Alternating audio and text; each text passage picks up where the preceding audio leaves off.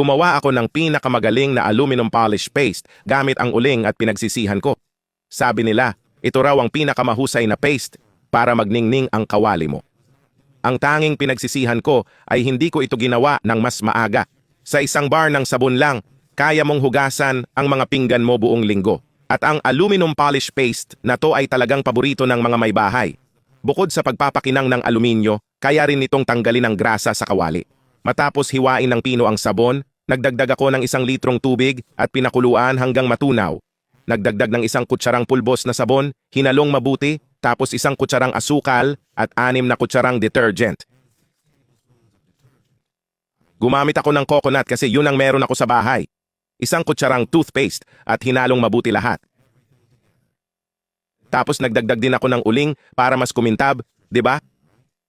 At hinalong muli para masiguradong magkakasama ng maayos lahat ng sangkap. Nagdagdag din ako ng 1 kutsarang asin sa huli para tumigas ang paste. Tapos pinalalamig ko na lang para magkaroon ng ganitong consistency, maganda at matigas. At tingnan mo kung gaano karami ang nagawa. Yung mga puting butil ay tira lang sa dating laman ng lalagyan. Alam mo, kasi simula nang madiskubre ko tong paste na to, di na ako makakapaglinis ng wala to. Sabi nila kapag ginamit mo rin itong paste na to, mararamdaman mo rin ang kagalingan nito. Sana nagustuhan mo ang video ngayon. Balutin lang ng electrical tape ang nasunog na LED bombilya at gagana ito ulit ng maayos. Hindi na ako nagtatapon ng sirang bombilya sa basurahan.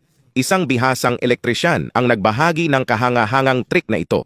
Ipinaliwanag niya kung bakit nasisira agad ang LED at ipapaliwanag ko rin ito sa inyo bago matapos ang video.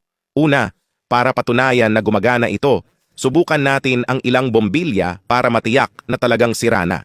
Gaya ng nakikita mo, hindi na umilaw ang una. Kadalasan, simple lang ang dahilan kung bakit nasisira ang mga ito. Maaaring mababa o mataas ang antas ng boltahe kumpara sa normal. Minsan, ang maling pagkakakabit ang dahilan ng mabilis na pagkasira ng bombilya. Pagkatapos malaman ng trick na, to, ayaw mo nang itapon ng mga sirang bombilya. Gusto mo pang kunin at ayusin ang makikita mo sa basurahan. Ganun lang kadali. Ngayong nakumpirma na sira ang lahat ng bombilyang ito, ibubunyag ko ang sikreto na ayaw ipaalam sa inyo ng mga gumagawa ng bombilya. Gaya ng nakikita mo, ang panlabas na bahagi nito ay acrylic, kaya madaling tanggalin para sa pag-aayos. Kailangan mo lang ng utility knife at iikutin mo ito ng ganito sa bombilya. Ang tip na, to ay napakasimple, magagawa ng kahit sino sa bahay nang walang gastos. Ito ang mga LED sa loob ng bombilya at magkakaugnay ang paggana nila. Kapag isa ang nasira, lahat sila ay titigil sa paggana. Para mahanap ang sirang LED, isaksak ang bombilya. Ngayon, gumawa tayo ng ligtas na kasangkapan para dito. Kailangan mo ng tweezers at electrical tape. Balutin ang dulo ng tweezers para di ka makuryente. Tapos, hahanapin natin ang sirang LED sa pamamagitan ng paghipo ng tweezers sa gilid nito. Ang LED na magpapailaw ulit sa bombilya ang sira at kailangang ayusin. Pagkatapos, kailangan mo ulit ng utility knife. Tatanggalin natin ang sirang LED na nahanap natin. Dapat ganito ang itsura nito. Kapag tapos na, gumupit ng maliit na aluminum foil kasing laki ng LED, kumuha ng electrical tape at ulitin ang proseso. Ilagay ang aluminum foil sa ibabaw ng tape. Kung hindi ka naniniwala, patutunayan ko na gumagana ito. Lagi kong ginagawa to sa bahay. Di na ko bumibili ng bombilya. Una, tanggalin ang saksak tapos ilagay ang tape at foil sa LED. Ang aluminum foil ay konduktor ng kuryente tumutulong sa LED.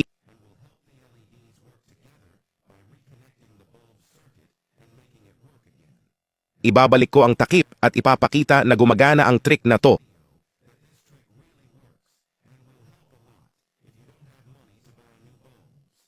Tingnan mo itong kahanga-hangang trick para patunayan tatanggalin at ilalagay ko ulit ang ayos. Talagang kamangha-mangha ito. Hindi ka na magtatapon ng LED bulb kailanman. Magwisik lang ng asin sa balat ng lemon. Ito'y sikreto ng mga eksperto sa paglilinis. Ibubunyag ko ang isang mahalagang sikreto. Kailangan natin ng balat ng 4 na lemon. Magdagdag ng 2 kutsarang asin, 2 kutsarang baking soda, at 100 litro ng tubig sa palayok. Ginamit niya to sa paglilinis ng mayayamang bahay, kaya't naging makinis. Nalaman ko ito, kaya ibabahagi ko sa inyo. Ilagay sa katamtamang init. Pakuluin hanggang magbago ang kulay. Kumuha ng malaking lalagyan. Magdagdag ng 115 ml ng puting suka. May 2 kalahating bote ng detergent ako. Ibubuhos ko, katumbas ng 1 buong bote. Magdagdag ng 1 pang litro ng tubig. Haluin ng mabuti ang lahat. Ito'y talagang magaling na panlinis. Ang asin at baking soda ay mahusay na panlinis at pumapatay ng bakterya. Ito ang perpektong timpla para sa paglilinis ng banyo. Kumuha ng 2 litro na bote at lalagyan ng detergent, hatiin ng timpla. Ang suka ay tumutulong para bumalik ang kintab sa anumang ibabaw. Ang lemon ay magaling na pantanggal ng grasa. Pwede itong gamitin sa salamin ng shower. Pwede rin itong panlinis ng kalan at microwave. Ang lalagyan ng detergent ay maganda sa paghugas ng pinggan, nawawala ang amoy. I-like ang video at ibahagi sa kaibigan na mahilig maglinis ng bahay. Kung abala ka ngayon, isave na lang para sa ibang araw. Sana ay nagustuhan ninyo ito. Salamat sa panonood. Hanggang sa muli. Lagyan ng Coca-Cola ang uling at magpapasalamat ka. Talagang kahanga-hanga ito. Lilinisin nito ang lahat ng dumi sa iyong mga gamit. Para magsimula, kumuha ng supot at lagyan ng uling.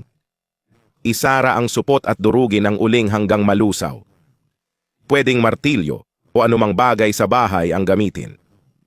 Pagkatapos, salain ang durog na uling gamit ang salaan. Kumuha ng panibagong lalagyan at ibuhos ang nilalaman. Sunod, magdagdag ng 150 ml ng Coca-Cola sa lalagyan. Kailangan natin ng sabon. Gumagamit ako ng sabon nyog, pero kahit anong sabon pwede. Magdagdag ng 150 ml ng sabon, halos 1 tasa. Huling dagdag, parehong dami ng tubig sa normal na init. 150 ml ng tubig. Pagkatapos, haluin ng mabuti ang lahat. Handa na ang ating timpla.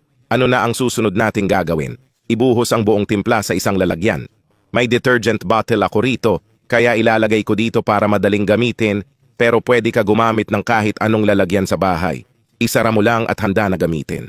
Ang ginawa natin dito ay malakas na panlinis para sa metal at aluminum na gamit. Tama yan. Sa produktong to, malilinis at mapapakintab mo lahat ng metal sa bahay mo. Halimbawa, tingnan mo tong kawaling meron ako dito.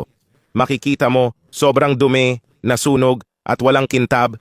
Kukuha ako ng produkto natin at maglalagay ng kaunti. Ibuhos mo sa kawali tapos gumamit ka ng sponge. Yun lang, tapos kuskusin mo ng mabuti. Tingnan nyo to mga kaibigan. Nakikita nyo ba kung paano natatanggal lahat ng dumi? Gusto ko talaga to kasi bukod sa pagtanggal ng dumi at sunog, nagbibigay pa ng magandang kintab sa metal. Dito, kinuskos ko, binanlawan, at ngayon ipapakita ko sa inyo. Tingnan nyo to. Tignan nyo yung kintab na naiwan sa mga kawali. Napakaganda talaga. Nangyayari ito dahil sobrang gasgas ang uling at coke, kaya ganito ang resulta. Pwede mo tong gamitin sa kawali at metal na parte ng gripo para sa parehong epekto. Magbibigay ito ng kintab, magandang kintab at tatanggal ng dumi. Kung may kalawang, matatanggal din yon. Ginawa ko ito sa kawaling to. Babanlawan ko para makita mo ang pagkakaiba. Ang galing talaga. Ayun na yon mga kaibigan. Subukan nyo sa bahay. Siguradong magugustuhan nyo ang resulta. Kita tayo sa susunod na video. Paalam! Pagdagdag lang ng alak sa fabric softener. Kakatok ang mga kapitbahay mo dahil sa mabangong amoy. Ito ay produktong may matapang na pabango. Kumuha ng lalagyan at magdagdag ng 1.5 takip ng puro fabric softener. Piliin ang puro o concentrated na fabric softener. Ang halong ito ay napakalakas. May alam ang iba kung anong magagawa nito sa bahay mo. Ngayon, matututo ka. Magdagdag ng 2 buong takip ng alak. Tapos, magdagdag ng 1 basong tubig. Ang basong ito ay humigit kumulang 350 ml. Haluin ng mabuti ang lahat. Huwag magtaka kung laging kakatok ang kapitbahay mo para malaman ang sikreto ng mabangong bahay mo. Ibuhos ang buong halo sa spray bottle. Magdadagdag din tayo ng kanela. 2 stick lang ng kanela ang gagamitin ko. May kakaibang amoy ang kanela at nakakatulak ng insekto, pabango sa damit, kobrekama, kurtina at carpet. Pagkalipas ng 20 minuto, takpan ang bote at handa ng gamitin. Kung bumibili ka ng mahal na pabango, hindi ka nabibili ulit pagkatapos mong subukan ito. Maraming salamat sa panonood hanggang sa dulo. Hanggang sa susunod. Huwag na itapon ang charger ng cellphone, gawin ito para makatipid. Tama. Pagkatapos ng tip na to, di mo na itatapon ang charger ng cellphone. Kasi halos lahat tayo naranasan na to dati. Tignan mo, habang ginagamit ang charger, nasisira ang cable dito o dito. Tapos, ang nangyayari sa charger, bumabagal ang pag-charge, tumatagal. At sa bandang huli, tuluyan na itong hindi gumagana. Karaniwang ginagawa ng marami, itatapon na lang at bibili ng bago. Pero hindi mo kailangang gawin yan. Bibigyan kita ng simpleng solusyon para maiwasan ang pagkasira ng cable. Una, maghanap ka sa tindahan o online ng ganitong bagay. Ito ay tinatawag na heat shrink tubes. O sige, ginagamit ito para ihiwalay at selyuhan ng mga electrical connection. Madali lang hanapin ito at hindi naman mahal. May maliit na pakete na marami at mura pero isang tubo lang kailangan. Itabi mo na lang yung iba at ito ang gagawin natin. Ilagay natin ang tubo sa ibabaw ng sirang parte ng cable. Sige, gupitin natin ng ganito kalaki. Pero hindi agad papasok dito. Kahit dito, mas madaling ipasok ang ilang charger na mas maliit. Para maipasok sa connector, i-stretch natin gamit ang gunting. Ngayon, pwede na ipasok dito at ilagay sa sirang parte. Okay. Guys, heat shrink tubes ang tawag dito. Kailangan nating lagyan ng init. Iayos natin ang maigi tapos initin gamit ang lighter. Makikita mo, nagsisimula itong lumiit kaya ituloy mo hanggang nakatali na sa cable. Tingnan nyo to mga pare, astig to, di ba? Nalutas na ang problema pero para mas tumagal pa. Magdadagdag pa ako ng isang piraso ng tubo. Ilalagay ko rito para doble ang proteksyon. Mas maganda na to, 100% sealed at matibay. Mas malakas pa sa orihinal. Ngayon, ligtas nang gamitin ang charger mo nang walang alala sa cable. Subukan ko muna. Para makita nyo na gumagana, ilalagay ko rito at isasaksak sa outlet. Tignan nyo, gumagana ng maayos. Ayun na yon. Kung may ganito kayong charger, huwag nyo nang hintayin na masira. Subukan nyo tong trick na to ngayon din. Sigurado akong makakatulong to sa inyo.